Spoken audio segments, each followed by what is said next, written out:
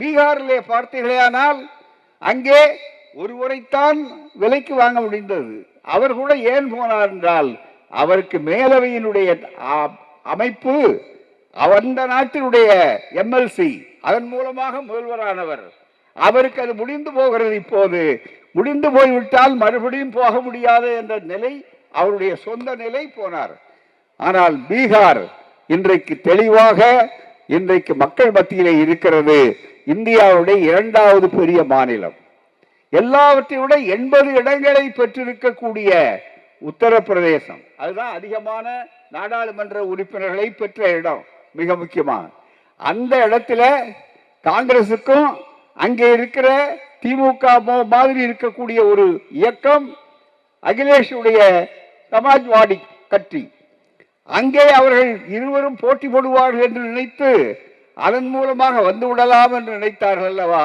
அங்கே இந்தியா கூட்டணி ஒப்பந்தம் சுமூகமாக முடிந்து விட்டது என்று சொன்னவுடனே பங்கீடு தகராறு இல்லை.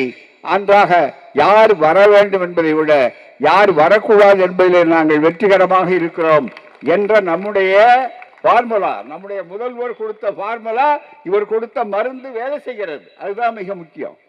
அதே மாதிரி உத்தரப்பிரதேசத்தில், மகாராஷ்டிரத்தில் அந்த முடிவு வந்து விட்டார்கள். காஷ்மீரில் அங்கேயும் பார்த்தார்கள். அவர் தனியா போவார், இவர் தனியா போவார், ஊடகங்களை விட்டு எழுத சொன்னார்கள். நடந்ததா? இல்லை. அங்கேயும் வந்து விட்டது. இப்ப பிரதமர் போறார். அங்க பிரதமர் போறதுக்கு முன்னால சுற்றறிக்கைகள் போகுது. எல்லா அதிகாரிகளும் அரசு ஊழியர்களும் 7000 பேர் பிரதமர் கூட்டத்துக்கு கட்டாயமா வரணும் என்று சொல்லி பிரதமர் எப்படி கூட்டம் சேர்க்கிறார் என்பதற்கு மிக தெளிவான உதாரணமாக இருக்கிறது. அப்படிப்பட்ட ஒரு சூழ்நிலையிலே இன்றைக்கு வடபுலத்திலே, டெல்லியிலே அவளால் தலைநகரத்திலேயே இடமில்லை.